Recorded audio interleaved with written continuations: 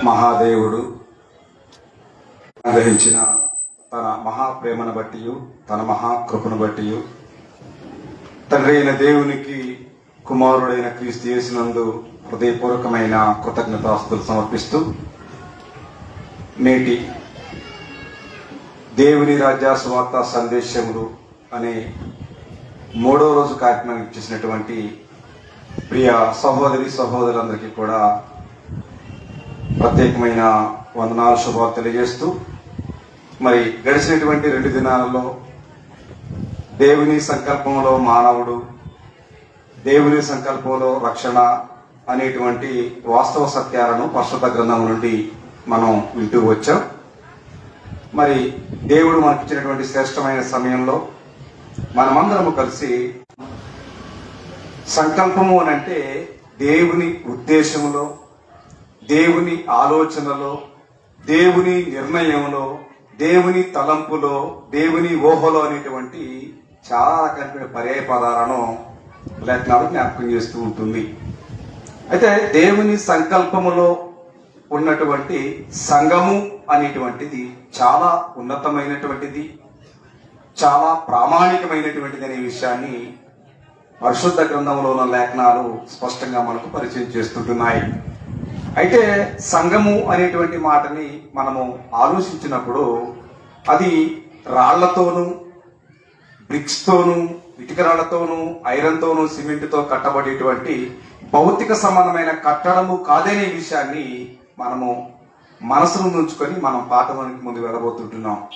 సంఘము అని అంటే సజీవమైనటువంటి రాళ్లతో కట్టబడేటువంటిదే కానీ నిర్జీవమైనటువంటి రాళ్లతో కట్టబడేది కాదు అనేటువంటి అక్షర సత్యాన్ని మనము గమనించవలసిన వారమై ఉంటున్నాం ప్రియ దేవుని పిల్లలారా.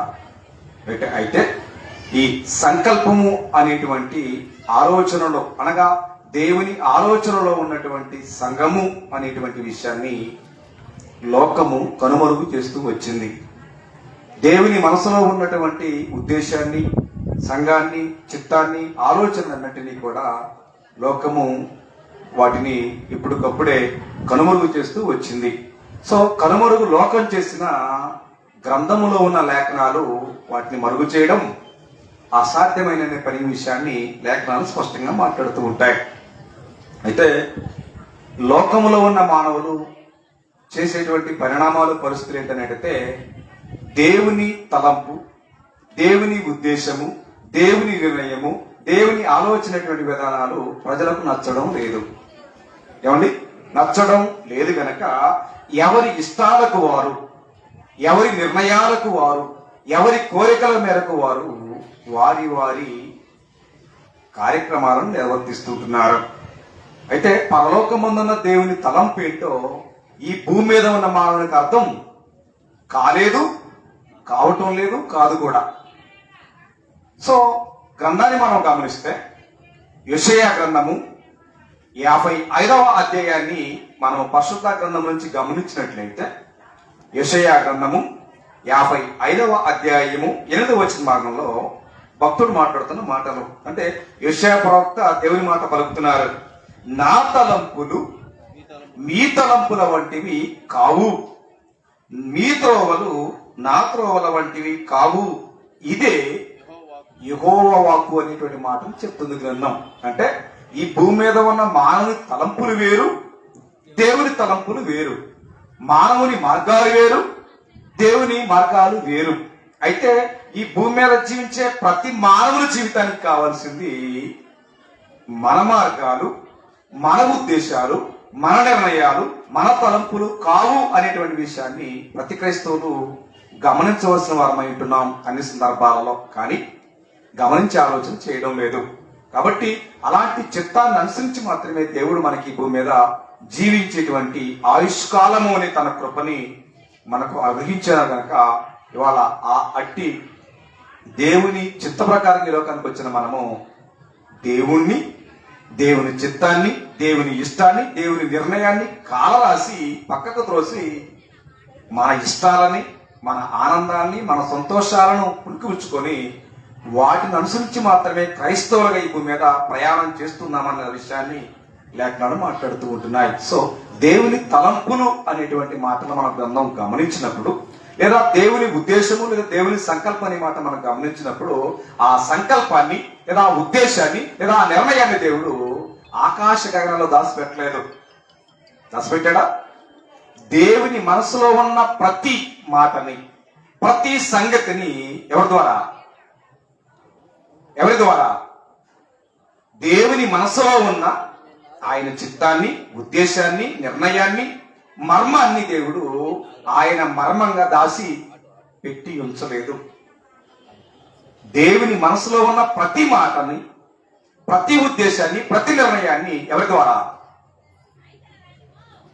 అని మన గ్రంథాన్ని అడిగితే, హెబ్రీయులకు రాసిన పత్రిక 1వ అధ్యాయము 1వ వచన భాగాన్ని గ్రంథం నుంచి మనం గమనించినట్లయితే మాట్లాడుతున్న మాటని మనం చదవబోతున్నాం. మనం ఈ సమయంలో హెబ్రీయులకు రాసిన పత్రిక 1వ అధ్యాయము 1వ వచన భాగాన్ని, పూర్వకాలమందు నానా సమయములలోను నానా విధములుగాను, అదిగోండి, ప్రవక్తల ద్వారా, ఎవరి ద్వారా? దేవుని మనసులో ఉన్న మర్మమేదో, దేవుని మనసులో ఉన్న కోరికేదో, దేవుని చిత్తంలో ఉన్న ఆలోచన అనే విషయాన్ని ఆయన గాలికి వదిలివేయలేదు. ఎవరి ద్వారా? తన మనసులో ఉన్న చిత్తాన్ని, తన మనసులో ఉన్న నిర్ణయాన్ని ప్రవక్తల ద్వారా. ఎవరికి? ఆనాటి పితరులకు గాని, నేడు సజీవులుగా ఉన్న మనకు గాని దేని ద్వారా? ప్రవక్తల ద్వారా దానిని వెల్లడి చేస్తూ వచ్చాడు పరిశుద్ధ గ్రంథంలో. ఏమండి, దేవుడు పరలోకములో ఉన్నాడు, భూమి మీద మానవుడు ఉన్నాడు.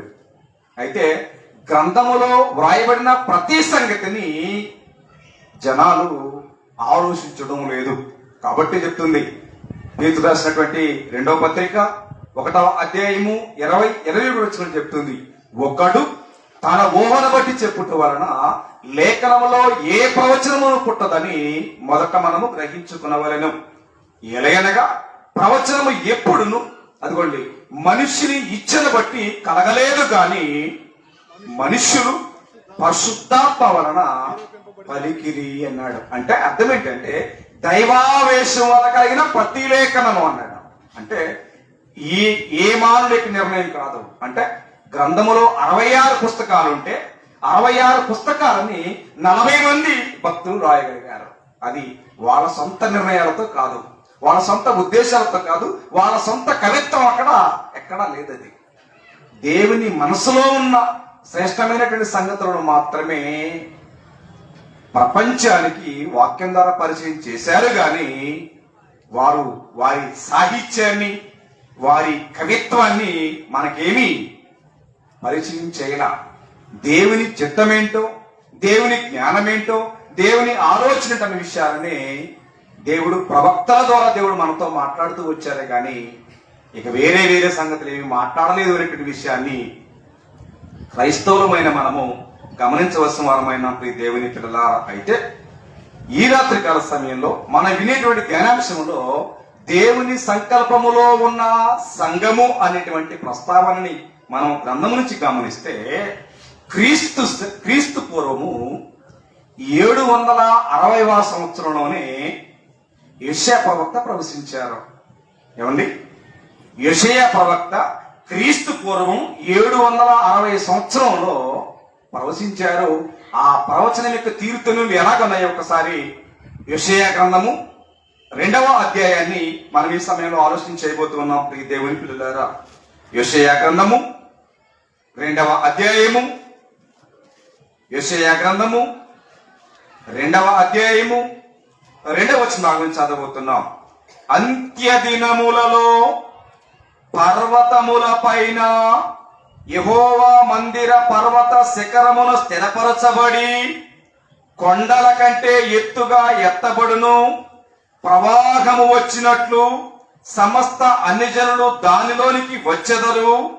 ఆ కాలమున సియోనులో నుండి ధర్మశాస్త్రము, యెరూషలేములో నుండి యెహోవాకు బయలు వెళ్ళును అని ప్రవశించినటువంటి ప్రవక్త ఎవరయ్యా అని గ్రంథాన్ని అడిగితే ఆయనే యెషయా ప్రవక్త. యెషయా ప్రవక్త ఏం చెప్పారు? అంత్య దినములలో. అంటే ఇవాళ లోకం చెప్పుకునే అంత్య దినాల నుంచి కాదు, ధర్మశాస్త్రం యొక్క అంత్య దినాల గురించి మాత్రమే యెషయా ప్రవక్త పలుకుతున్నారు. ధర్మశాస్త్రం యొక్క అంత్య దినములలో యెహోవా మందిర పర్వత శిఖరమును స్థిరపరచబడి కొండల కంటే ఎత్తుగా ఎత్తబడును అనేటువంటి మాటని జ్ఞాపకం చేసింది. ఎత్తబడేది ఏంటని గ్రంథాన్ని అడిగితే అది దేవుని మనస్సులో ఉన్న, దేవుని చిత్తములో ఉన్న, దేవుని నిర్ణయంలో ఉన్నటువంటి సంఘము అనేటువంటి ప్రస్తావనని గ్రంథం స్పష్టంగా బోధిస్తూ ఉంది. యెహోవా మందిరము అనేటువంటి మాట పాత నిబంధనలో కనబడుతుంది ప్రియ దేవుని పిల్లలారా. కాబట్టి యెహోవా మందిరము అనేటువంటి ప్రస్తావన మనం ముందుకు తీసుకువెళితే లేఖన ప్రకారం మనం దాన్ని చూస్తే ఎంతో మంది భక్తులు, ఎంతో మంది ప్రవక్తలు లేఖనాలు రాసించారు. అంత మాత్రమే కాకుండా క్రీస్తు పూర్వము 600 సంవత్సరంలో దానియేలు అనేటువంటి ప్రవక్త కూడా ప్రవశించారు. అంటే ఇప్పుడు క్రీస్తు పూర్వము 600 సంవత్సరంలోనే దానియేలు ప్రవక్త ప్రవశించాడు. ఏమోని ఒకసారి దానియేలు గ్రంథము 2వ అధ్యాయము 44 వచ్చిన బాగా మీరు చూస్తే, ఆ రాజుల కాలంలో పరలోకమందున్న దేవుడు ఒక రాజ్యము స్థాపించును అన్నాడు. ఎన్ని? ఒక రాజ్యము స్థాపించును, దానికెన్నటికి నాశనము కలగదు, దానిని పొందిన వారికి కాక మరి ఎవరికి చదువుతున్నటువంటి ప్రస్తావనని క్రీస్తు పూర్వంలోని దానియేలు ప్రవక్త, క్రీస్తు పూర్వంలోనే యెషయా ప్రవక్త ప్రవశించినటువంటి లేఖన భాగాలు మన ముందున్నాయనే విషయాన్ని మనం మర్చిపోవద్దు. కాబట్టి దేవుని సంకల్పములో ఉన్నటువంటి సంఘము ఒకే ఒకటి అనే విషయాన్ని గ్రంథం బోధిస్తూ ఉంది. కాబట్టి పరలోకమందున్న దేవుడు ఎన్ని రాజ్యాలు? ఒక రాజ్యము స్థాపించును, దానికెన్నటికీ ఏం కలగదు. ఎందుకని? అది దేవుని చిత్తములో, అది దేవుని మనస్సులో, అది దేవుని ఉద్దేశములో ఉన్నది కనుక దానికెన్నటికీ నాశనము కలగదు. అదే మన ఆలోచనలో ఉంటే, అది మన ఉద్దేశంలో ఉంటే, అది మన తలంపుల్లో ఉంటే, అది మనము బ్రతికి ఉన్నంత కాలం మాత్రమే అది బ్రతికుంటది. ఆ మనిషి చనిపోయిన వెంటనే ఆయన ఆలోచనలు, ఆయన ఉద్దేశాలు వెంటనే ఆయన ఎప్పుడు సమాధి చేస్తారో ఆ ఉద్దేశాల, నిర్ణయాల, మార్గాలని కూడా సమాధి అయ్యే పరిస్థితులు ఉన్నాయి. సో పరమందున్న దేవుని యొక్క ఆలోచనలో ఉన్నటువంటి యెహోవా మందిరం అనేటువంటి పర్వతాన్ని గురించి కానీ, లేదా దేవుని మనసులో ఉన్నటువంటి రాజ్యం అనేటువంటి సంగతిని గురించి కానీ, లేదా దేవుని చిత్తంలో ఉన్నటువంటి సంఘం అనేటువంటి ప్రస్తావన మన గ్రంథం నుంచి చూస్తే ఎంతో మంది భక్తులు, ఎంతో మంది ప్రవక్తలు లేఖనాలలో విశ్లేషణ చేశారు. కానీ ఆ విశ్లేషణ ఎవరికి అర్థం కావట్లేదు. అందరి దగ్గర బైబిళ్ళు ఉంటున్నాయి. ఏమండి, ఇవాళ ప్రార్థనకు వచ్చే ప్రతి ఒక్కరి దగ్గర బైబిళ్ళు ఉంటున్నాయి. చదువు వచ్చినా చదువు రాపోయినా, ఏమండి, ప్రార్థనకి వెళుతున్నాం కాబట్టి బైబిల్ ఉండాలి అనేటువంటి ఒక ఆలోచనతో వస్తున్నారు. కానీ మనం కొనుక్కున్న బైబిల్లో, మనం మోస్తున్న బైబిల్లో దేవుని ఉద్దేశం ఏంటో, దేవుని ఆలోచన ఏంటో, దేవుని నిర్ణయం ఏంటో అన్నది ఎరగక, తెలుసుకోక, దాన్ని అంగీకరించక, లోబడక జీవించేటువంటి క్రైస్తవ భక్తులు కోట్ల మంది నరనేటి దినాల్లో. కాబట్టి దేవుని చిత్తం ఏంటో, దేవుని ఉద్దేశం ఏంటో మనకు తెలియకపోతే మనం చేసేటువంటి విశ్వాస ప్రమాణం అంతా కూడా వృధా ప్రయాస అనేటువంటి విషయాన్ని లేఖనాలు స్పష్టంగా మనతో మాట్లాడుతూ ఉంటున్నాయి. అంటే అంత్య దినములలో అనే మాట మనం చదివాం. అంత్య దినములలో అనేటువంటి మాట మనం చూస్తే అది ధర్మశాస్త్రం యొక్క అంత్య దినములలో యెరూషలేములోని సంఘము ప్రారంభము కావాలి అనేటువంటి దేవుని నిర్ణయం. ఎక్కడ? యెరూషలేములోనే మందిరము లేదా సంఘము స్థాపించబడాలి అనేటువంటిది పరమందున్నటువంటి తండ్రి అయినటువంటి దేవుని యొక్క ఆలోచన, ఆకాంక్ష, అభిలాష అనే విషయాన్ని లేఖనాలు తెలియజేస్తూనే వస్తున్నాయి. ఆ చిత్తాన్ని అనుసరించే నేను మీకు చెప్పాను, క్రీస్తు పూర్వము 760వ సంవత్సరంలోను, క్రీస్తు పూర్వము 600 సంవత్సరంలోను ప్రవక్తలు ప్రవశించినటువంటి వాస్తవ సత్యాలను అనుసరించి దేవుడు అబద్ధమాడడానికి ఆయన మానవుడు కాదు, పశ్చాత్తాపడటానికి ఆయన నరపుత్రుడు కాదు, ఆయన మాట ఇచ్చి స్థాపించకుండా అనే మాట సంఖ్యాకాండం మనం చదువుతూ ఉంటాం. సో ప్రవక్తలు చెప్పారు, ఓకే. సో ప్రవక్తలు చెప్పిన సత్యాలని ఏం చేయాలా, నెరవేర్చవలసినటువంటి ఆవశ్యకత ఎవరి మీద ఉంది? దేవుని మీద ఉంది. సో దానిని నెరవేర్చాలి అనేటువంటి ఆలోచనకు వస్తే ఇప్పుడు జరగాలది. ప్రతిదీ కాలములను సమయములను తండ్రి తన స్వాధీనము ఉంచుకున్నారనే విషయాన్ని మర్చిపోకండి. మన ఇష్టాలతోటి సంబంధం లేదు, ఉండదు. కాబట్టి ప్రతి దానికి దేవుని ఉద్దేశము, దేవుని ఆలోచన, దేవుని నిర్ణయాలు ఉంటాయనే దానికి ప్రతి క్రైస్తవులు ఏకీభించవలసిన వారమైన దేవుని పిల్లారా. సో అలాంటి ప్రస్తావనను అనుసరించి క్రీస్తు పూర్వంలో ప్రవచించబడిన ప్రవచనాలు క్రీస్తు శకము 33వ సంవత్సరంలో యెరూషలేములో స్థాపించబడింది సంఘము అనే ప్రస్తావన జ్ఞాపకం చేస్తుంది గ్రంథము. అపోస్తుల కార్యగ్రంథం 2వ అధ్యాయము 41వ వచన భాగాన్ని మనం ఈ సమయంలో గ్రంథం నుంచి ఆలోచన చేయబోతూ ఉన్నాం. అపోస్తుల కార్యగ్రంథము 2వ అధ్యాయము 41వ వచన భాగాన్ని గ్రంథం నుంచి మనం చదువుతున్నాము. కాబట్టి అతని వాక్యము అంగీకరించిన వారు బాప్తిస్మం పొందిరి. ఆ దినమందు ఇంచుమించు 3000 మంది చేర్చబడిరి అన్నాడు. ఎక్కడ చేర్చబడ్డారు? దేవుని సంకల్పములో ఉన్న సంఘములో, ప్రవక్తల చేత వాక్యం ద్వారా తేవబడినటువంటి సంఘములో ఒకే దినమున 3000 మంది చేర్చబడ్డారు అనేటువంటి సత్యాన్ని లేఖనాలు స్పష్టంగా మనతో మాట్లాడుతూ ఉంటున్నాయి. అది మానవుని యొక్క ఆలోచన అయి ఉంటే నెరవేర్చబడతాం.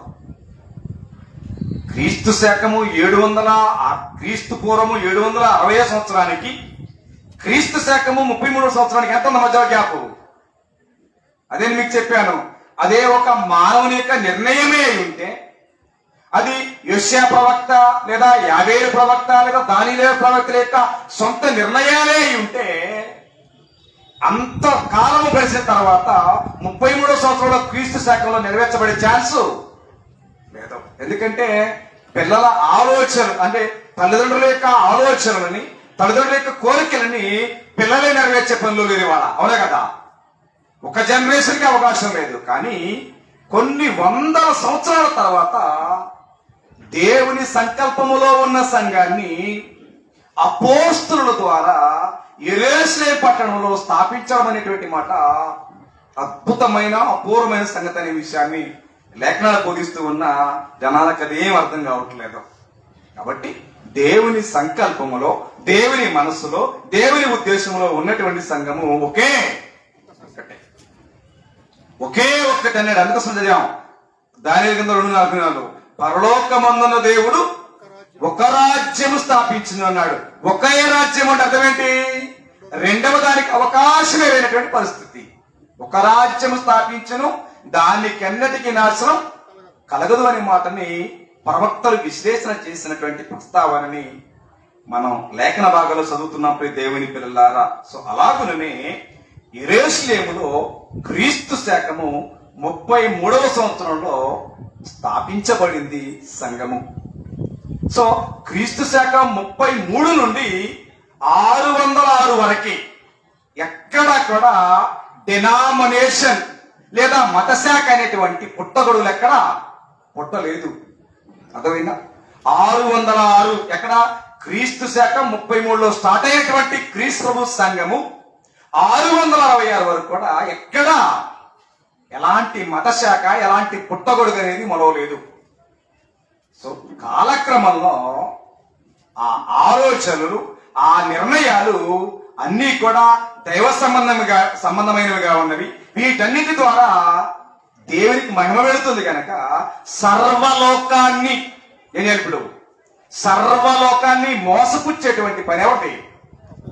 అపవాదిది కనుక అపవాది ఆ సంఘములో ఉన్నటువంటి సహోదరుల మధ్య విషమైనటువంటి బీజాలను విత్తి సంఘాన్ని విచ్ఛిన్నం చేస్తే 1 కాస్త 2, 2 కాస్త 4, 4 కాస్త 6, 6 కాస్త కొన్ని వేల సంఘాలు భూమి మీదకి పుట్టుకొచ్చాయి.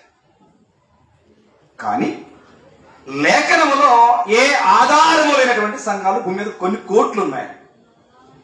66 పుస్తకాలు మీరు ఆలోచన చూస్తే కనపడే సంఘం ఒకే ఒకటి.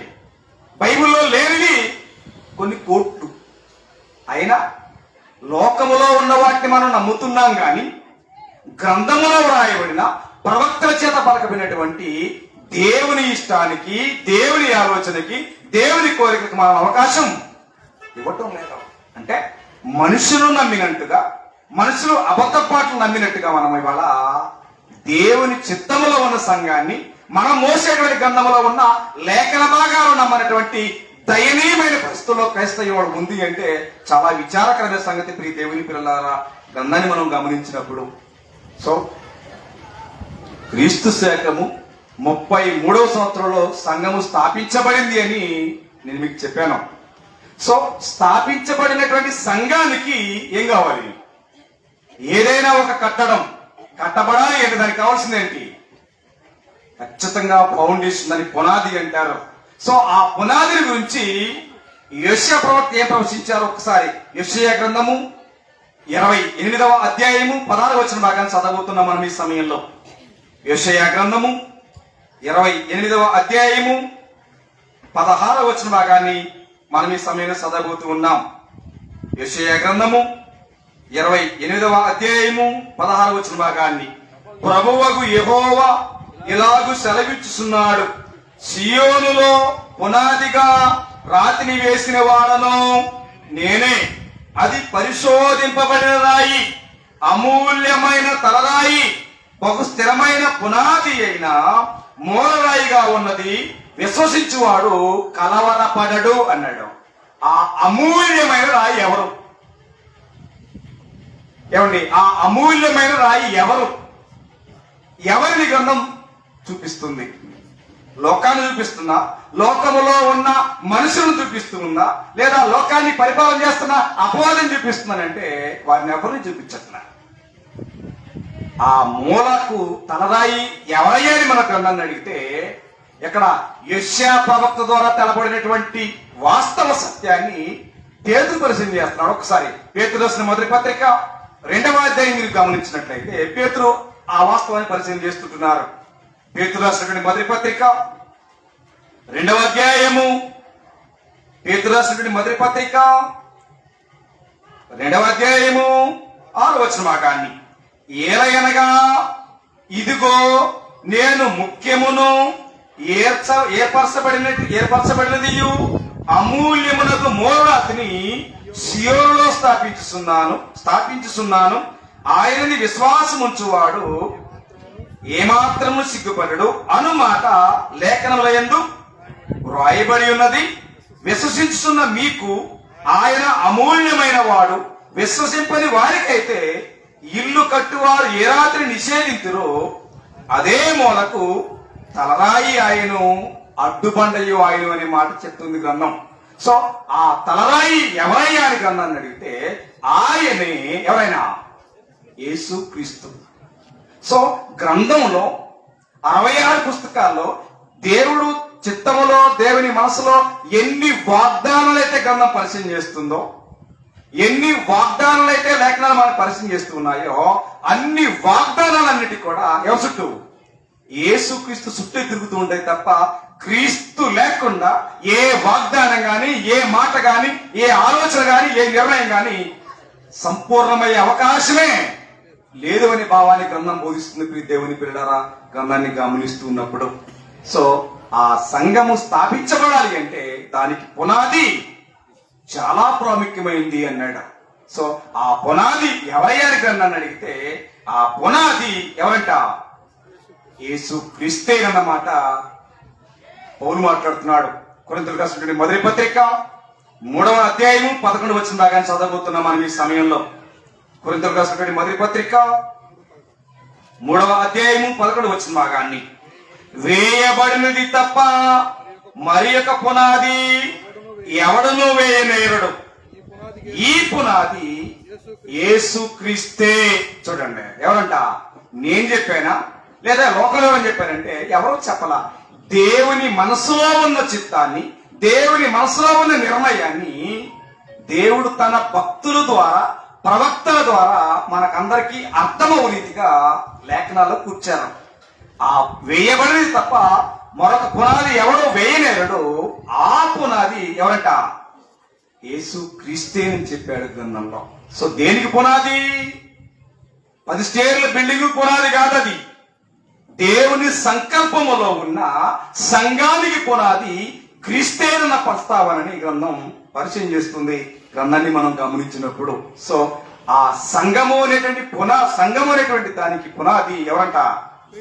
క్రీస్తేనని చెప్పి గ్రంథం స్పష్టంగా బోధిస్తుంది. గ్రంథాన్ని మనం గమనించినప్పుడు సో ఆ పునాదుల గురించి కూడా పాత నిబంధనలో ప్రవక్తలు, కొత్త నిబంధనలో అపోస్తలులు ఎంతో మంది దాని గురించి ప్రస్తావన చేశారన్నట్టు ప్రస్తావన మీకు జ్ఞాపకం చేస్తాను. ఎఫెసీయులకు రాసిన పత్రిక 2వ అధ్యాయము 20వ వచన భాగాన్ని గ్రంథం నుంచి మనం ఆలోచన చేయబోతున్నాం. ఎఫెసీయులకు రాసిన పత్రిక 2వ అధ్యాయము 20వ వచన భాగాన్ని క్రీస్తు యేసే ముఖ్యమైన మూలరాయి అయి ఉండగా, ఎఫెసీయులకు రాసిన పత్రిక 2వ అధ్యాయము 20వ వచన భాగాన్ని క్రీస్తు యేసే ముఖ్యమైన మూలరాయి అయి ఉండగా, చూడండి, దేవుని మనసులో ఉన్న మూలరాయి ఎవరో అపోస్తుడైన పౌలు ద్వారా క్రైస్తవ ప్రపంచానికి పరిచయం చేస్తున్న వాస్తవాలు చూడండి. క్రీస్తు యేసే ముఖ్యమైన మూలరాయి అయి ఉండగా అపోస్తులను, ప్రవక్తలను వేసిన పునాది మీద మీరు కట్టబడి ఉన్నారు అనే ప్రస్తావన చేసుకొచ్చింది. సో దీన్ని అపోస్తులు చెప్తున్నారంటే, అపోస్తుల కంటే ముందు ఎవరు చెప్పారు? ప్రవక్తలు చెప్పారు. ఆ అపోస్తులు, ప్రవక్తలు వేసిన పునాదుల మీద క్రైస్తవ్యం అనేటువంటిది కట్టబడుతుంది తప్ప దీనికి మూలాలు ఎక్కడ? లోకంలో లేవు. దానికి మూలాలు దేవుని సంకల్పంలో, దానికి మూలాలు దేవుని నిర్ణయంలో, దానికి మూలాలు అపోస్తుల యొక్క ఆలోచనలో, అపోస్తుల యొక్క మాటల్లో, దానికి మూలాలు అపోస్తుల యొక్క ఆలోచనలు కనబడుతున్నాయి తప్ప లోకంలో వెతికితే ఏం కనబడుతుంది? లోకంలో ఏముందంత ఏంది? లోకములో ఉన్నదంతయు ఏముంది? శరీరాశ, నేత్రాశ, జీవపుడమము, ఇవన్నీ కూడా ఎవరి వల్ల పుట్టినవి? అవి తండ్రి అయిన దేవుని వలన పుట్టినవి కావు. అవి లోక సంబంధమైనవే అనే ప్రస్తావాన్ని గ్రంథం మనకు పరిచయం చేస్తుంది. కాబట్టి ఆ పునాది లేదా ఆ ప్రస్తావనను దేవుడు ప్రవక్తల ద్వారా, అపోస్తుల ద్వారా తెలియజేశాడు అనే విషయాన్ని గ్రంథం స్పష్టంగా చేయబడుతుంది. కాబట్టి ఆ సంగమునకు పునాది యేసు క్రీస్తేనన్న పదాన్ని మనం చదివాం. వేయబడిన పునాది తప్ప మరొక పునాది ఎవడో వేయనేరుడు. ఆ పునాది క్రీస్తే అన్నాడు.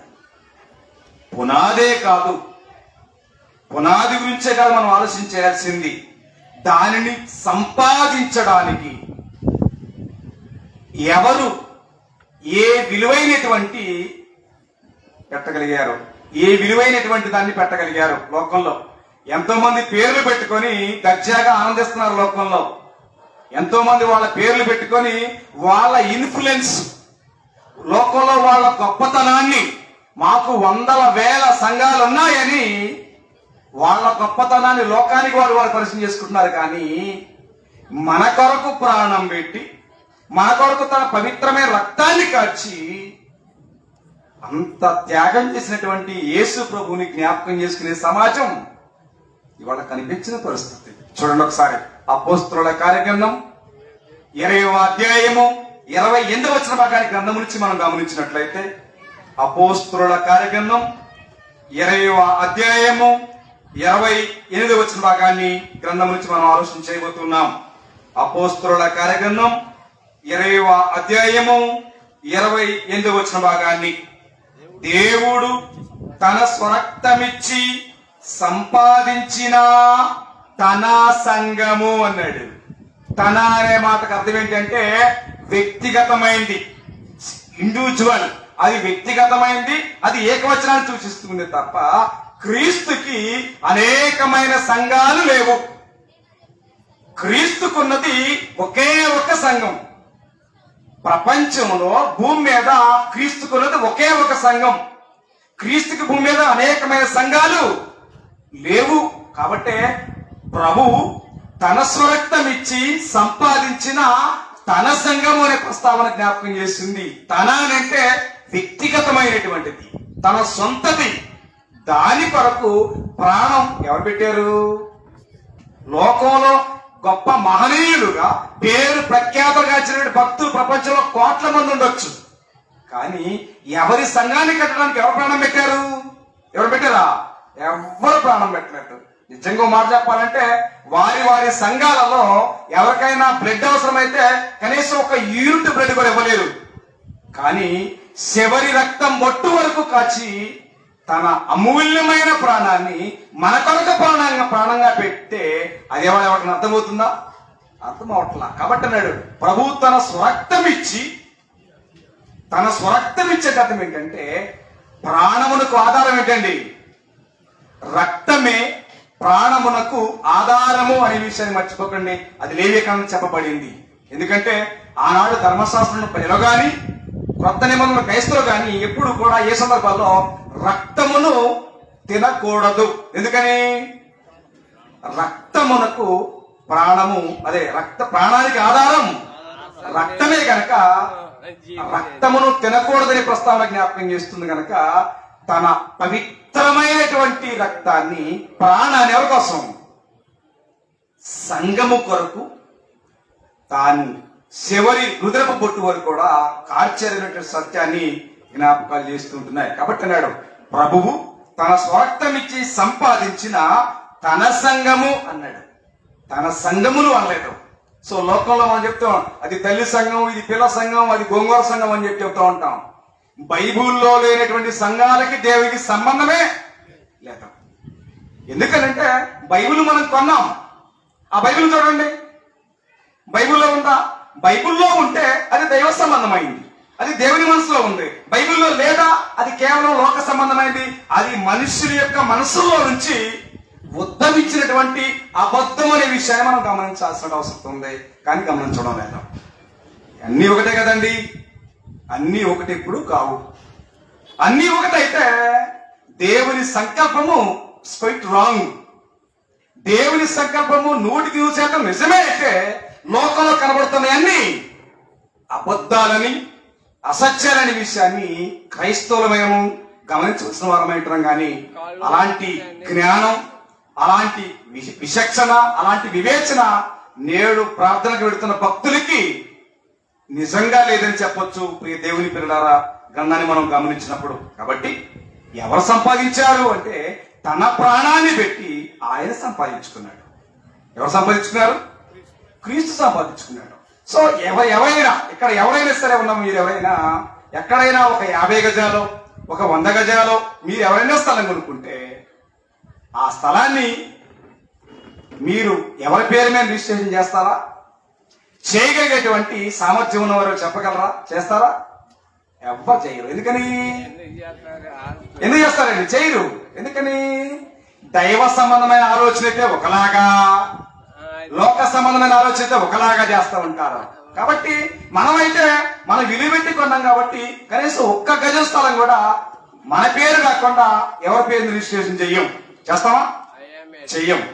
కానీ మరి ప్రభు తన స్వరక్తం ఇచ్చి సంపాదించిన తన సంఘానికి చెట్టు పేర్లు పెట్టాలా, గుట్టల పేర్లు పెట్టాలా, పర్వతాల పేర్లు పెట్టాలా, రోడ్ల పేర్లు పెట్టాలా, కుమారుల పేర్లు పెట్టాలా, కుమార్తెల పేర్లు పెట్టాలా, భార్య పేర్లు పెట్టాలా?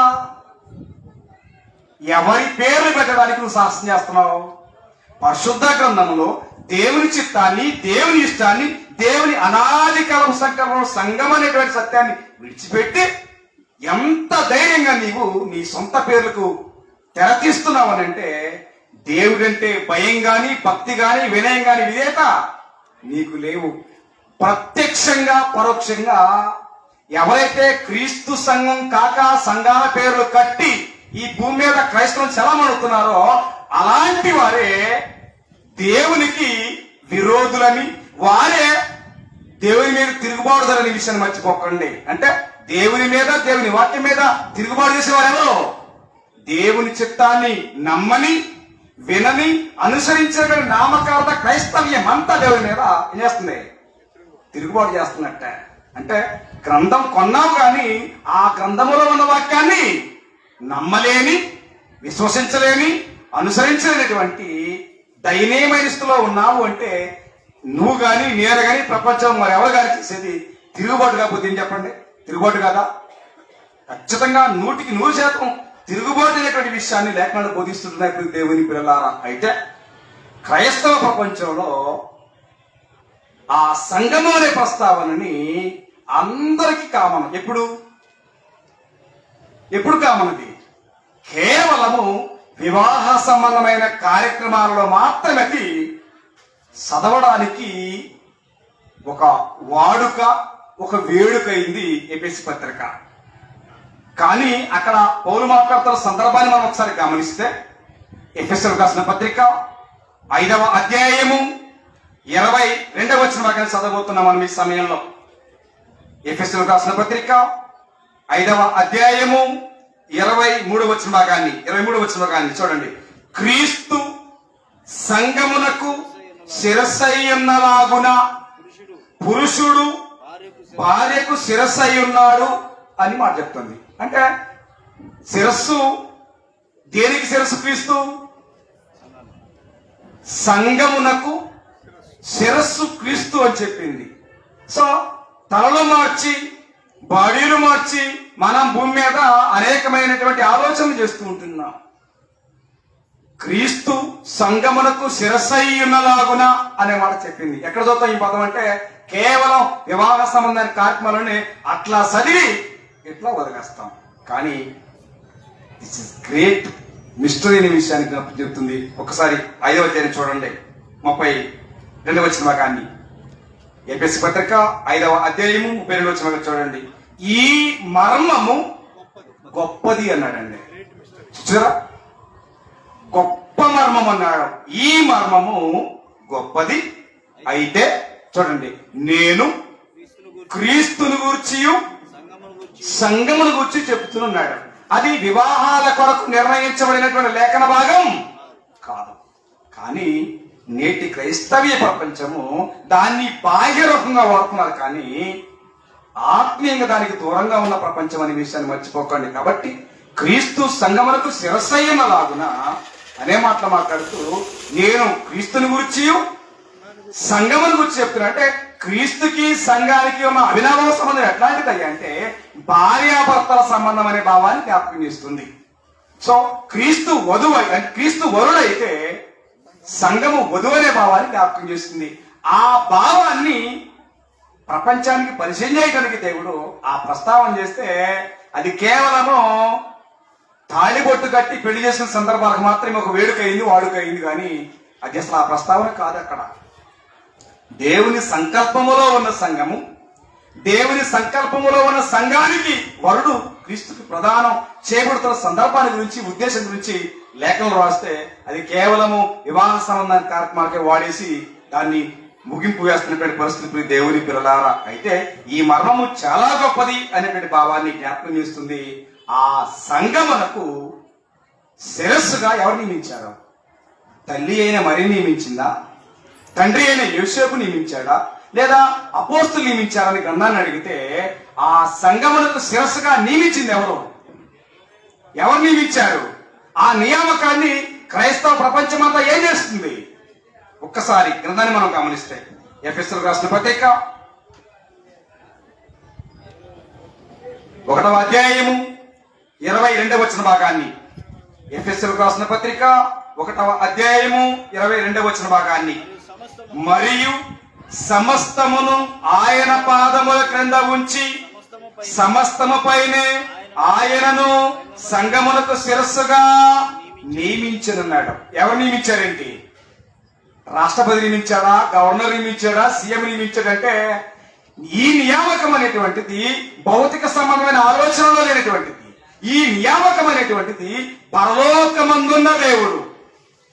పరలోకమందున్న దేవుడు కుమారుడైన క్రీస్తుకి ఏమిచ్చాడు?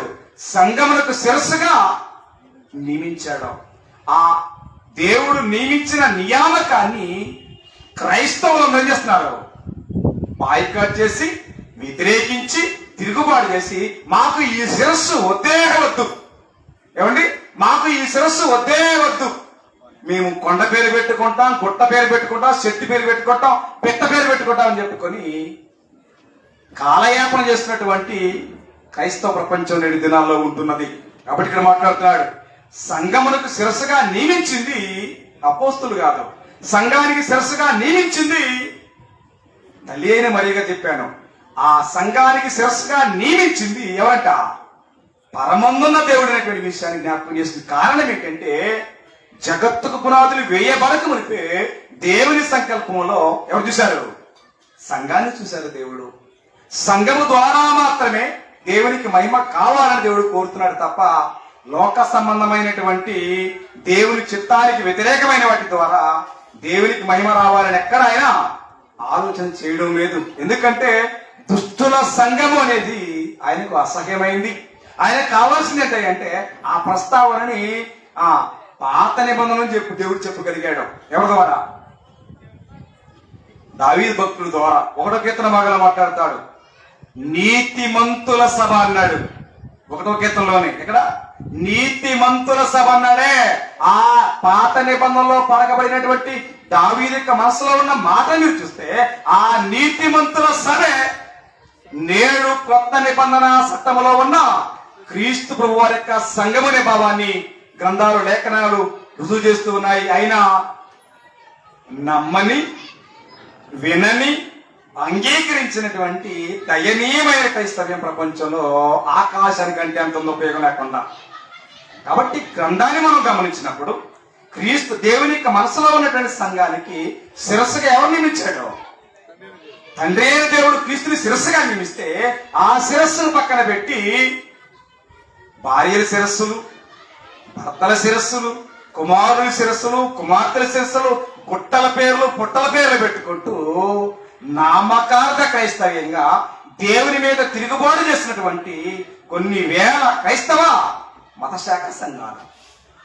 గ్రంథం వారి చేతుల్లో ఉంది, నా చేతుల్లో ఉన్న గ్రంథమే ప్రపంచంలో ఉన్న వారందరి చేతుల్లో ఉంది. కానీ దేవుని అనాది కాలపు సంకల్పంలో ఉన్న సంఘం మీద ఎరగకపోతే, తెలుసుకోకపోతే దేవుడు దానికి ఉత్తరవాది కాలేడు అనేటువంటి విషయాన్ని లేఖనాలు స్పష్టంగా మాట్లాడుతున్నప్పుడు దేవుని పిల్లలారా. కాబట్టి సంఘము అనేటువంటిది దేవుని మనసులో చాలా ఉన్నతమైంది, చాలా ఘనమైనటువంటిది దేవుని పిల్లలారా. ఆ విషయాన్ని నేడున్న ప్రజలు ఎవరు కూడా గమనించే ఆలోచన లేదు. సో క్రీస్తు శాఖము 33వ సంవత్సరంలో స్థాపించబడిన అపోస్తుల ద్వారా స్థాపించబడినటువంటి క్రీస్తు సంఘము, క్రీస్తు శాఖము 40వ సంవత్సరంలో కొంత హింసకు గురైంది. ఏమండి? అపోస్తుల క్రీస్తు శాఖం 33వ సంవత్సరంలో స్థాపించబడిన సంఘము, ఒకే ఒక సంఘము, ఏకైక సంఘము, సత్య సంఘానికి హింస స్టార్ట్ అయింది. ఎవరి ద్వారా? ఎవరి ద్వారా? పౌలు ద్వారా. ఒక్కసారి అపోస్తుల కార్యగ్రంథం 8వ అధ్యాయం అంటే 33లో స్టార్ట్ అయింది, 40కి హింస స్టార్ట్ అయింది. అంటే 8 సంవత్సరాలకి సంఘము స్థాపించబడినటువంటి 7 సంవత్సరాలకే ఏమైంది? సంఘానికి హింస ప్రారంభించబడింది. ఒకసారి అపోస్తుల కార్యగ్రంథం 8వ అధ్యాయం ప్రారంభించిన వారి గ్రంథం నుంచి మనం గమనించినట్లయితే, ఆ కాలమందు యెరూషలేములోని సంఘమునకు గొప్ప హింస కలిగినందున అన్నాడు. దేనికి హింస? ఏమండి? దేనికి హింస కలిగింది? ఆ కాలమందు యెరూషలేములోని సంఘమునకు గొప్ప హింస కలిగింది. నేను మీకు చెప్పాను, సంఘము అనే మాట మీరు చూస్తే బాప్తిస్మం పొంది పరిశుద్ధులుగా ఉండడం పిలువబడిన వారి సమూహాన్ని సంఘం అంటుంది తప్ప ఈ కట్టడాన్ని, ఈ బిల్డింగ్ ని, ఈ షెడ్డుని, ఈ తాటాకులని సంఘం అనే ప్రస్తావనే చేయకూడదు. ఇది కేవలము పరిశుద్ధులు కూడుకోవడానికి వాడుకునేటువంటి ఒక నిర్దిష్టమైన స్థలము, ప్రదేశమే. కానీ సంఘము అంటే భౌతిక సంబంధమైనది కాదు, సంఘము అంటే నిర్జీవమైనది కాదు, సజీవమైనటువంటిది అనే విషయాన్ని పేతురు కూడా తన పత్రికలో మాట్లాడుతున్నాడు గ్రంథము నుంచి. కాబట్టి సజీవమైన వాళ్ళ రాళ్ళవలి నుండి ఆత్మ సంబంధమైన మందిరముగా కట్టబడ్డారు అనే మాటని పేతురు మొదటి పత్రిక 2వ అధ్యాయం 5వ వచనం చూడగలుగుతున్నాం. అయితే క్రీస్తు శాఖము 33వ సంవత్సరంలో స్థాపించబడినటువంటి సంఘానికి హింస కలిగింది. ఎవరి ద్వారా? ఎవరి ద్వారా? సౌలు ద్వారా. సంఘానికి హింస కలిగింది సౌలు ద్వారా. ఓకేనా? సౌలు దేన్ని హింసించాడు? సంఘాన్ని హింసించాడు. సో సంఘానికి క్రీస్తుకి సంబంధం లేకపోతే ఆలోచన చేయండి. క్రీస్తుకి సంఘానికి పౌలు చదివాడు, నేను క్రీస్తుని గూర్చి సంఘమును గూర్చి చెప్పుచున్నాడనే మాట మనం చదివాం ఎఫెసీ పత్రికలో. అదే ప్రస్తావన ఒక్కసారి మనసులో పెట్టి అపోస్తుల కార్యక్రమం 9వ అధ్యాయం చూడండి. అపోస్తుల కార్యక్రమం 9వ అధ్యాయాన్ని మనం చూడబోతున్నాం. ఈ సమయం 2వ భాగం నుంచి లేదా 3 నుంచి. అతడు ప్రయాణము చేయిస్తూ దమస్కా దగ్గరకు వచ్చినప్పుడు అకస్మాత్తుగా ఆకాశం నుండి ఒక వెలుగు అతని చుట్టూ ప్రకాశించును. అప్పుడు అతడు నేల మీద పడి, సౌలా సౌలా, నీవే నన్ను హింసిస్తున్నావని తనతో ఒక స్వరం పలుకుట వినును. ప్రభువా, నీవెవడమని అతడు అడగగా, చూడండి ఆయన మాట్లాడుతున్నాడు, నీవు హింసిస్తున్న యేసును అన్నాడు. అంటే సంఘానికి క్రీస్తుకున్న అవినాభావ సంబంధాల గురించి మాట్లాడుతుంది అక్కడ. సౌలు హింసించిన ఎవరిని? సంఘాన్ని. కానీ బాధ అయిన ఎవరికి? క్రీస్తుకి. ఎందుకంటే సంఘము అనేటువంటిది ఆయన శరీరము. అర్థమైందా? సంఘము అంటే అర్థం ఏంటంటే ఆయన శరీరం కనుక ఆ సౌలు ద్వారా గాయమైంది ఎవరికి అంటే తన శరీరానికి. అందుకోసం అన్నాడు, సౌలా, నీవు హింసించున్నది నన్నే. నువ్వు హింసపెట్టడం వల్ల గాయమైంది నేనే, బాధపడింది నేనే. కాబట్టి సంఘం అనేది ఎక్కడో ఉన్నది కాదు. సంఘము అంటే నా శరీరమే. ఆ శరీరానికి నేను శిరస్సు నేర్పే ప్రస్తావనని ఎవరికి? పౌలుకి దేవుడు ప్రభు పరిచయం చేసినటువంటి ప్రచనాలు ఉన్నాయి. ఎందుకంటే ఇక్కడ సంఘాలు ఎన్నో మనకు కనబడుతూ ఉన్నా సంబంధం లేని, వాక్య ప్రకారంగా సంబంధం లేని, వాక్య ప్రకారంగా సింక్ ఉన్నవి ఎన్నో ఉండొచ్చు మనకు అనవసరం. అవన్నీ కూడా లోక సంబంధమైనవే. దేవుని మనస్సులో, దేవుని చిత్తములో, దేవుని ఆలోచనలో ఉన్నది ఒకటి. ఆ ఒక్కదాని గురించి మాత్రమే బైబిల్ చెప్తుంది. ఆ ఒక్కదాన్ని మాత్రమే అనుసరించాలి నేడున్న క్రైస్తవ యావత్ ప్రపంచం అంతా. సంఘానికి బయట మిగిలింది లోకమే. సంఘానికి బయట ఉంది లోకమే. లోకానికి, లోకములో ఉన్నదానికి దేవునికి సంబంధం లేనే లేదు. నువ్వు తల్ల కిందగా తపస్సే చేసినా నీ భక్తికి దేవునికి సంబంధం లేదు. సో నీ భక్తి దైవ సంబంధంగా మార్చబడాలి అంటే కేవలం ఒకే ఒక ప్లాట్ఫామ్, అది క్రీస్తు సంఘం మాత్రమే తప్ప వేరొకటి లేదనే భావాన్ని లేఖనాలు ఎంత స్పష్టంగా మాట్లాడుతున్నాయి దేవుని పిల్లలారా. కాబట్టి ఆ సంఘము క్రీస్తు శాఖము 40 సంవత్సరంలో కొంత హింసకు గురైనా అది తన పనిని చేస్తూనే ఉంది. దాన్ని చూడండి ఒకసారి. క్రీస్తు శాఖము 45వ సంవత్సరంలో జ్ఞాపకం చేస్తాను. అపోస్తుల కార్యక్రమం 14వ అధ్యాయము 27వ భాగాన్ని. అపోస్తుల కార్యక్రమము 14వ అధ్యాయము 27వ భాగాన్ని. వారు వచ్చి సంఘమును గూర్చి దేవుడు తమకు తోడయుండి చేసిన కార్యములన్నీ అన్ని జనులు విశ్వసించుటకు ఆయన ద్వారా తెలిసిన సంగతులని వివరించింది అన్నాడు. అంటే అప్పటికి సంఘము మరలా నిలబడింది, పునరుద్ధరించబడింది. సంఘము తన పనిని తాను చేస్తూనే ఉంది తప్ప సౌలు హింస ద్వారా సంఘం అక్కడ ఆగి పోలేదు అనేటువంటి నిత్య సత్యాన్ని, అక్షర సత్యాన్ని లేఖనాలు బోధిస్తూ ఉన్నాయి దేవుని పిల్లలారా. తర్వాత మీకు నేను క్రీస్తు శాఖము 65వ సంవత్సరం జ్ఞాపకం చేస్తాను. అపోస్తుడైన పౌలు తిమోతికి తన పత్రిక రాసే సమయానికి అది క్రీస్తు శాఖము 65వ సంవత్సరం. ఆ సంవత్సరంలో సంఘాన్ని గురించి పోలి మాట్లాడుతున్నాడో తిమోతికి రాసిన మొదటి పత్రిక 3వ అధ్యాయం 15వ భాగాన్ని గ్రంథం నుంచి మనం ఆలోచన చేయబోతూ ఉన్నాం. తిమోతికి రాసిన మొదటి పత్రిక 3వ అధ్యాయము 15వ భాగాన్ని. తిమోతికి రాసిన మొదటి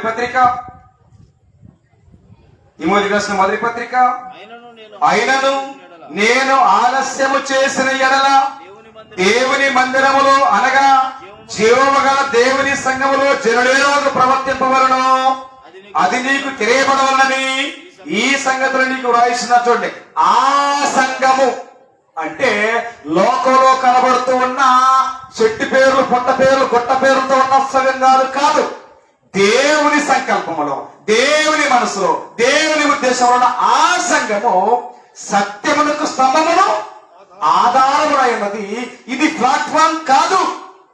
ఈ ఉద్దేశాన్ని తండ్రి అయిన దేవుడు, అదే ఉద్దేశాన్ని ప్రవక్తలు, అదే ఉద్దేశాన్ని అపోస్తలుల ద్వారా మన ముందుకు తేవలేదు తప్ప అది ఆకాశ గగనాల్లో దారుణమైనటువంటి గాలిపటం లాంటిది కాదు.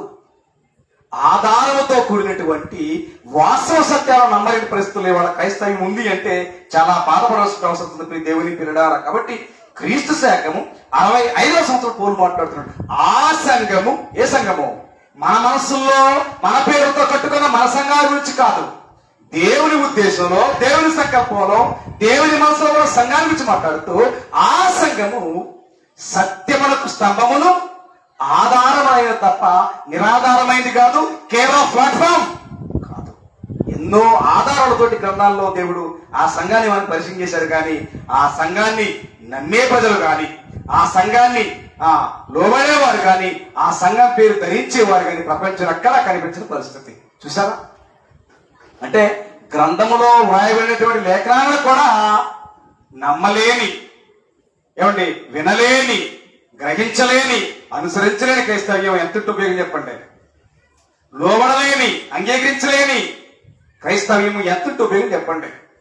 కాబట్టి ఒక్కసారి ఫిలిప్పీయులకు రాసిన పత్రిక మీరు చూస్తే పరలోకమందే గాని, భూమి మీదే గాని, భూమి కిందే గాని అనే ప్రస్తావన మాట్లాడుతుంది. ఒకసారి చదవబోతున్న వచనాన్ని ఫిలిప్పీయులకు రాసిన పత్రిక 2వ అధ్యాయము 11వ వచనం భాగాన్ని. ప్రతి వాని నాలుకయు తండ్రి అయిన దేవుని మహిమార్థమై యేసుక్రీస్తు ప్రభువుని ఒప్పుకొనున్నట్లును, అటువంటి దేవుడు ఆయనను అధికముగా హెచ్చించి ప్రతి నామమునకు పైనామము ఆయన అనుగ్రహించాడు.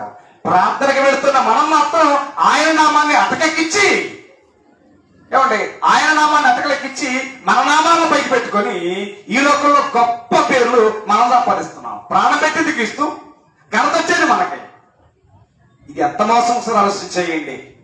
కాబట్టి మహిమ రావాల్సిన దేవునికి, ఘనత రావాల్సిన దేవునికి. ఎందుకంటే దీని నిర్ణయం వెనక, దీని ఉద్దేశం వెనక ఉన్నది ఎవరంటే ఏ మానవుడు కాదు, పరమందున్న దేవుడే.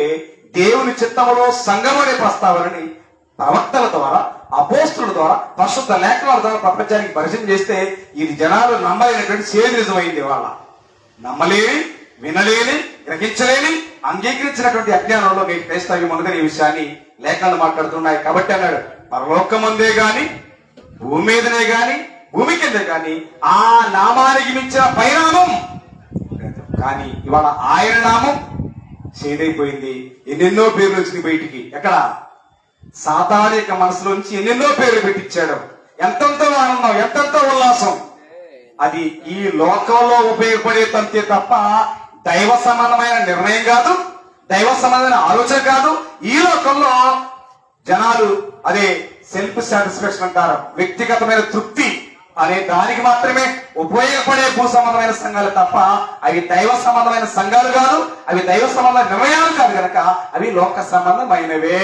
అవి దైవ సంబంధవి తల్ల కింద తప్ప చేసిన అయ్యే ఛాన్సే లేదు అనే ప్రస్తావనని గ్రంథం స్పష్టంగా చేయబడుతుంది దేవుని పిల్లలారా. అయితే కేవలం ఆ పేర్లు గోడలకు మాత్రం, బోర్డులకు మాత్రమే పరిమితం కాకూడదండి. ఇవాళ మనం చెప్పుకునేటువంటి సంఘం అనేది ఏదైతే ఉందో అది కేవలం గోడలకు మాత్రమే పరిమితమైంది కాదు. అది ఎక్కడ రాయబడింది చూడండి, ఎక్కడ రాయబడింది?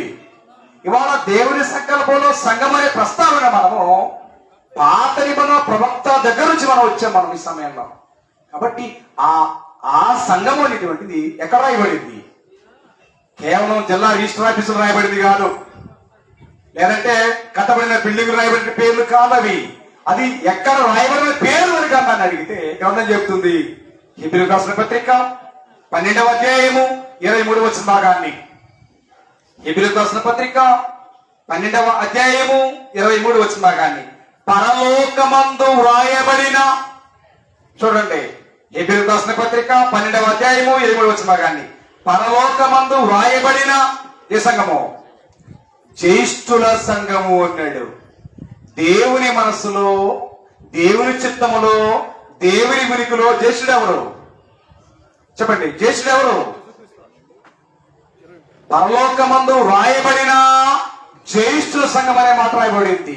సో ఈ జ్యేష్ఠుడు అనే పదాన్ని మనం వినాలి అంటే ఒక్కసారి రోమిలకు రాసిన పత్రిక 8వ అధ్యాయం చదవబోతున్నాం మనం ఈ సమయంలో. రోమిలకు రాసిన పత్రిక 8వ అధ్యాయంలో ఈ మాట ఈ రీతిగా వ్రాయబడింది. 29వ వచనం భాగాన్ని, ఎందుకనగా తన కుమారుడు అనేక సహోదరులలో ఇవ్వాలి. చూసారా, తన కుమారుడైన యేసుక్రీస్తు తన సహోదరులు ఇవ్వాలి జ్యేష్ఠుడగునట్లు అన్నాడు. ఆ జ్యేష్ఠుడు ఎవరయ్యా అంటే ఆయనే కుమారుడైన క్రీస్తు. కాబట్టి పరలోకమందు రాయబడిన జ్యేష్ఠుల సంఘము ఏంటని అడిగితే అది కుమారుడైనటువంటి క్రీస్తు సంఘము తప్ప మరొక సంఘము కాదనే భావాన్ని గ్రంథం ఉన్న ప్రతి వ్యక్తి ఒప్పుకోక తప్పని నిజం. ప్రియ దేవుని పిల్లలారా, ఖచ్చితంగా ఒప్పుకోవాల్సిందే. కాబట్టి అది దేవుని మనసులోంచి వచ్చింది తప్ప అది లోకంలో సాతానిక మనసులో పుట్టినటువంటి చేదు విత్తనము కాదు అనే విషయాన్ని ప్రతి క్రైస్తవులు కూడా గమనించవలసిన ఆవశ్యకత ప్రియ దేవుని పిల్లలారా. అయితే ఈ భూమి మీద ఎంతో మంది ప్రజలు ప్రతి ఆదివారం హడావుడి చేస్తున్నారు, అవునా కదా? ప్రతి ఆదివారం హడావుడే. దేనికి?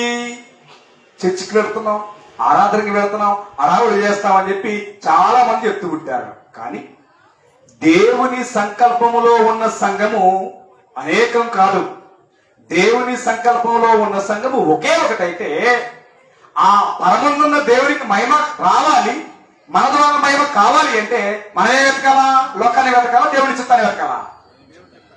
దేవుని చిత్తాన్ని వెతికితే, దేవుని చిత్తాన్ని గ్రహిస్తే, దేవుని చిత్తాన్ని తెలుసుకుంటే ఆ చిత్తం ఏం చెప్తుంటే ఒకే ఒక సంఘం అని చెప్తుంది. ఆ సంఘములో మాత్రమే దేవునికి మహిమ. దేవుని మనసులో ఉన్న సంఘం ఒకటే, ఆ సంఘము ద్వారా దేవునికి మహిమ రావాలన్నది ఒకే ఆలోచన. ఒక్కసారి ఎఫెసీయులకు రాసిన పత్రిక 3వ అధ్యాయము 21వ వచన భాగాన్ని, ఎఫెసీయులకు రాసిన పత్రిక 3వ అధ్యాయము 21వ వచన భాగాన్ని, అడుగు వాటన్నింటికంటేను ఊహించు వాటన్నింటికంటేను అత్యధికముగా శక్తి గల దేవునికి క్రీస్తు యేసు మూలముగా సంఘములో, చూడరా, సంఘములో తరతరములు సదాకాలం మహిమ కలుగును గాక అన్నాడు. సంఘములో అంటే అవి లోకములో కనబడుతూ ఉన్న సంఘాలు కాదు.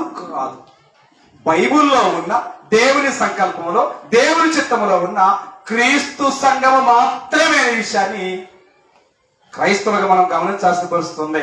ఒక ఎగ్జాంపుల్ మీకు జ్ఞాపకం చేస్తా. ఇవాళ సంఘము అనగానే మనం ఎవరి సంఘాలు వాళ్ళు గొప్ప అయి ఉండొచ్చు. అంటే దేవుని వాక్యం తెలియదు కనుక, దేవుని చిత్తానికి లోబడం గనక, దేవుని వాక్యాన్ని మనం అంగీకరించం గనక, అవి మన లోక సంబంధం గనక అవి మన దృష్టిలో మనం గొప్పగానే ఉండొచ్చు. కానీ ఇవాళ మనం ఎలాంటి భక్తి ప్రపత్తులతో భూమి మీద జీవిస్తూ ఉన్నామో అది నామకార్థమైందా, అది వాక్య ప్రకారమైందని ఒక్క క్షణం పక్కన పెడితే మనకంటే ఒక భక్తుడు ఉన్నారు ముందు. ఎవరైనా మనకంటే ఒక భక్తుడు ఉన్నారు. ఆయన ఎవరంటే అబ్రహాము. మనకంటే భక్తుడు, మనం కూడా భక్తులే, మనకు ముందు ఒక భక్తుడు ఉన్నారు, ఆయన అబ్రహాము. ఆదికాండం 22వ అధ్యాయంలో తన కుమారుడైనటువంటి ఇస్సాకును తీసుకొని ఎడకల విన్నాడు. నేను చెప్పబోవు మోరియా దేశంలో ఉన్నటువంటి పర్వతానికి వెళ్ళమన్నాడు. అంటే అబ్రహాం ఉన్న చోటికి ఆయన వెళ్ళే చోటికి 3 దినాల ప్రయాణం. 8 నెలలు 3 దినాల ప్రయాణం. ఈ ప్రయాణం మనవేళ చేస్తామని చెప్పి ఏదో ఒక కొండ ఎక్కాడా, ఏదో ఒక పర్వతం ఎక్కాడా ముగించడం కంటే లేదు. దేవుడు చెప్పిన చోటికి వెళ్ళి అనే ప్రస్తావన కూడా ఉంది. ఒకసారి ఆదికాండము 22వ అధ్యాయం చూడండి. ఒకసారి ఆదికాండము 22వ అధ్యాయము 2వ వచన భాగాన్ని అలాగే 3వ వచన భాగాన్ని చదవబోతున్నాం మనం ఈ సమయంలో. ఆదికాండము 22వ అధ్యాయము 2వ వచన భాగాన్ని, మరియు అతడు చూడుడి 22వ అధ్యాయం అండి, ఆదికాండము 22వ అధ్యాయము 2వ వచన భాగాన్ని, అప్పుడు ఆయన నీకు ఒక్కడై ఉన్న నీ కుమారుని అనగా నీవు ప్రేమించి ఇస్సాకును తీసుకొని మోరియా దేశమునకు వెళ్ళి అక్కడ నేను నీతో చెప్పబో పర్వతములో ఒకదాని మీద దానబలి నడిపించుడని చెప్పాను. తెల్లవారినప్పుడు అబ్రాహాము లేచి గాడిదకు గంతలు కట్టి తన పరివారిని తన కుమారులను ఇస్సాకు వెంట పెట్టుకుని దానబలి కొరకు వెళ్ళను. లేచి దేవుడు చెప్పిన చోటికి దేవుడు తనకు చెప్పిన చోటికి వెళ్ళాడా లేదా తన ఇష్టమైన చోటికి వెళ్ళాడా? గమనించాలి. ఏదో ప్రార్థనకి వెళ్ళి వస్తున్నామో ఆదివారం అడవుడు చేస్తామంటే కుదిరే పని కాదు అక్కడ. కాబట్టి లేఖన ప్రకారంగా మనకంటే ముందున్న భక్తుడు అబ్రహాముకి మీరు చూస్తే దేవుడు తనకు చెప్పిన చోటికి వెళ్ళాడు. మరి కొత్త నిబంధన చట్ట ప్రకారంగా ఇవాళ నీకు చెప్తున్న చోటు నువ్వు వెళ్తున్నావు ఆరాధనకి? వెళ్ళం. ఎందుకని? మనకున్న దైవ సంబంధ జ్ఞానం అటువంటిది. దైవ సంబంధమైన జ్ఞానం కాదు, దెయ్యాల జ్ఞానాన్ని ఎంత తీసుకొని దెయ్యాల బోధలతోటి మనం దైవ సంబంధమైన చిత్తమై భ్రమలో బతుకుతున్నామే కానీ దేవునికి చాలా దూరంగా ఉన్నాం మనం గ్రంథాన్ని గమనిస్తే. సో అబ్రహాము లాంటి పరమభక్తుడే దేవుడు చెప్పిన చోటికి వెళ్ళాడే కానీ తన ఇష్టం చొప్పున తన కొరకు చెప్పిన ఆనాయిగా ఉంది 700 మంది ఉన్నారు 700 మంది అని చెప్పి వెళ్ళ 3 దినాల ప్రయాణం అంతా వెళ్ళి దేవుడు తనకు చెప్పిన చోటికి వెళ్ళి ఆ దహన బలిని అర్పించాడు. అది ఆ సమయంలో దైవ సంబంధమైన ఆరాధన. దైవ సంబంధమైన ఆరాధన తనకు ఇష్టం వచ్చిన చోటికి వెళ్ళి చేశారా? చేయలా. ఎక్కడికెళ్ళాడు? దేవుడు ఇష్ట ప్రకారంగా తనకు చెప్పిన చోటికి వెళ్ళి దేవుణ్ణి ఆరాధించి వచ్చాడు. ఇవాళ మనం కేవలం మనకు నచ్చిన మనకు మనస్సుకు నచ్చిన చోటికి వెళ్ళి మనకు ఇష్టం వచ్చినటువంటి విగ్రహారాధన, స్వేచ్ఛారాధన, దేవదూత ఆరాధన, పనికిమాలిన ఆరాధన చేసి వస్తున్నారు ఇవాళ ప్రపంచంలో క్రైస్తవులు. దేవుడు చెప్పిన చోటికి దేవుడు చెప్పిన ప్రకారంగా దేవుని చిత్తాన్ని అనుసరించే క్రైస్తవ్యం ఆకాశానికి కంటే ఎంతన్నా ఉపయోగం లేదు వాస్తవానికి. సో ఇక్కడ ఉన్న వీరు ఎన్నిసార్లు అంటే ఒక్కసారి సముద్రానికి వెళ్ళారా? సముద్రానికి వెళ్ళిన వారు చేయొద్దండి. సముద్రానికి వెళ్ళిన వారు అంటే సముద్రానికి ఖాళీ టైంలో స్నానాలకు లేదా ఆనందంగా వెళుతూ ఉంటారు. అవునా? చూసినట్టుగా వెళుతూ ఉంటారు. చాలా మంది సముద్రంలో దిగుంటారు. సో దిగిన సమయంలో అంటే మనం మునిగే సమయంలో ఆలోచన పరిస్థితుల్లో కనీసం ఒక్క బొట్టైనా మన నోట్లోకి వస్తే ఎలా ఉంటది?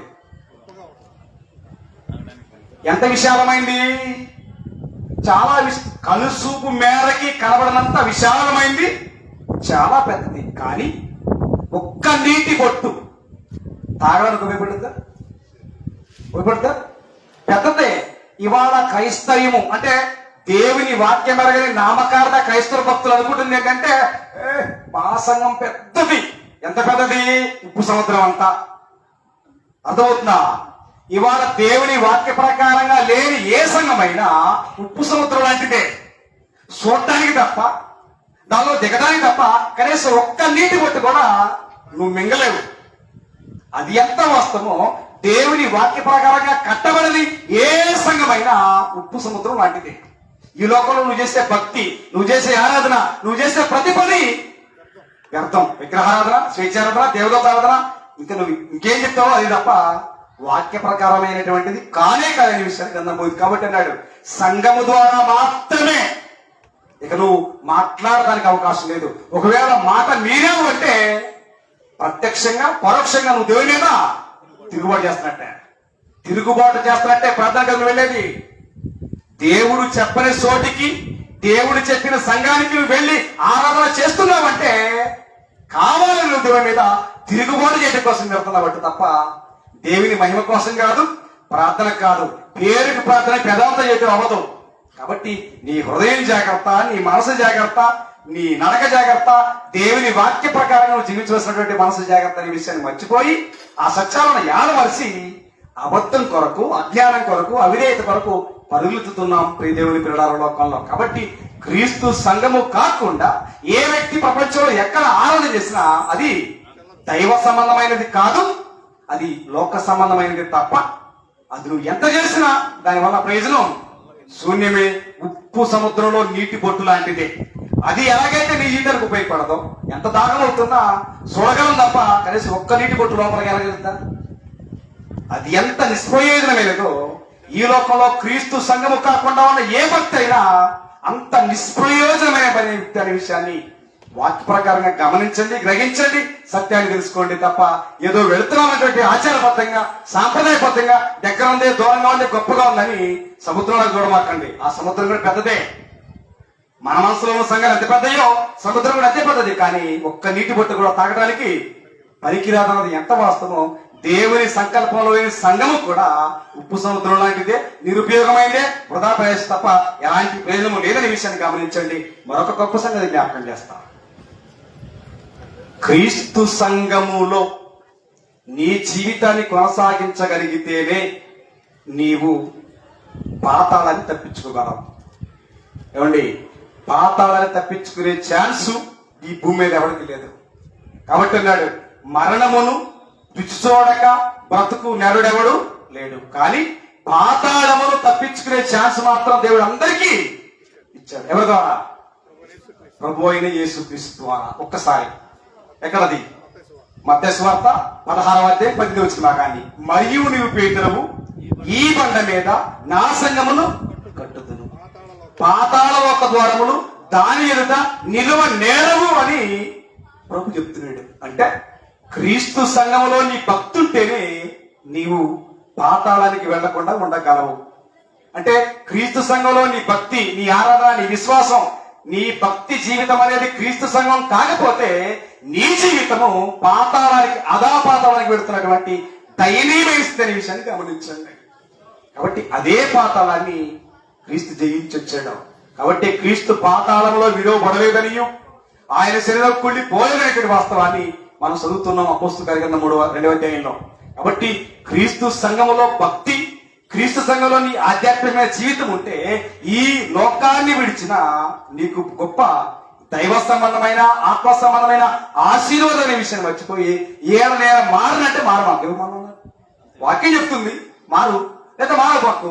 మారినా మారకపోయినా ఎవరికి ఇబ్బంది? మారితే తీరినా, మారకపోతే నరకం. దానికి మనం సిద్ధపడితే ఇబ్బంది లేదు. కాబట్టి పాత నిబంధనలో కానీ కొత్త నిబంధనలో కానీ దేవుడు మాట్లాడుతున్న సంగతి చేస్తాం ఏంటంటే, ఆశీర్వాదాన్ని, దీవెనని, ఆశీర్వాదాన్ని, జీవాన్ని, మరణాన్ని దేవుడు నీ ముందే ఉంచాడు. ఏం కావాలో ఎంపిక చేసుకునేది మనమే. షాపుకు వెళ్తే వాళ్ళు వేసిన బట్టలో వాళ్ళు వేసిన బంగా మనం తేవం. ఎందుకని? మనకు నచ్చిన వాటే కొని తెచ్చుకుంటాం. మనకు నచ్చిన వాటిని, మనకు నచ్చిన వాటి మనం కొని తెచ్చుకుంటామే తప్ప ఎవరో ఇచ్చి మనం కొని తీసుకురాలేము. సో అది ఎంత ప్రాముఖ్యమైందో ఇక్కడ మన ఇష్టము అనేది ప్రాముఖ్యమైంది. ఏమండి, దైవ సంబంధంగా నేను చేసే ఆరాధన పరలోకం వెళ్ళాలి అంటే, దేవుడు ఆనందించబడాలి అంటే, దేవుడు మయపరచబడాలి అంటే, నువ్వు చేసే ఆరాధన, నేను చేసే ఆరాధన క్రీస్తు సంఘంలో ఉండాలా. లేదు చనిపోయిన తర్వాత ఇక్కడ కాలం గడిచిపోతుంది, కానీ చనిపోయిన తర్వాత అయినా ఖచ్చితంగా నీ ఆత్మ ఏం చేయబడుతుంది? చిక్కుద్ది. దేనికి? పాతాళానికి. పాతాళం ఖచ్చితంగా పట్టుకున్నది. ఆ పాతాళము కింద భూమి మీద నరులందరి కొరకు వదిలేస్తుందంట. అపరిగతంగా నోరు తెచ్చి వస్తుందంట. స్వాగతం పలుకుతుంది. ఆ స్వాగతం మరణము అనేటువంటి పిలుపు మన ఎద్దకు రాకముందే మనము క్రీస్తు సంఘంలో చేరగలిగితే, క్రీస్తు సంఘంలో సభ్యులు కాగలిగితే మనం పాతాళాన్ని క్రీస్తు ఎలాగైతే జయించాడో మనం కూడా పాతాళాన్ని జయించగలం. ఏముందండి, ఇవన్నీ మాటలకే పరిమితం అండి, నరకానికి వెళ్ళిన ఇబ్బంది లేదు, మేము మారమంటే మారపాకని ఇబ్బంది లేదు.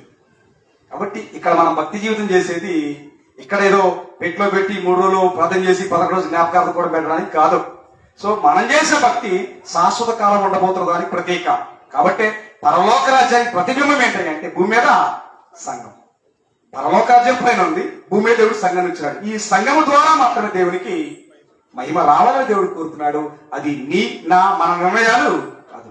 దేవుని సంకల్పంలో జగత్తుకు పునాదులు వేయబడకుంటే అలాంటి గొప్ప శ్రేష్టమైన ఉద్దేశాన్ని దేవుడు కలిగి ఉన్నాడు. ప్రియ దేవుని పిల్లలారా, ఈ లోకంలో క్రీస్తు సంఘము కాక కనపడే ఏ పేరు కూడా ఎక్కడి నుంచి వచ్చింది కాదు, దేవుని యొక్క మనసులో నుంచి పుట్టింది కాదు. అది ఎక్కడి నుంచి వచ్చిందంటే సర్వలోకాన్ని మోసపుచ్చే అపవాది యొక్క మనసులో నుంచి విత్తినటువంటి విషబీజాలు అనే విషయాన్ని వాక్య ప్రకారంగా గ్రహించి గమనించి ఈ క్షణమే, ఈ సమయమే ఆలోచన చేయండి.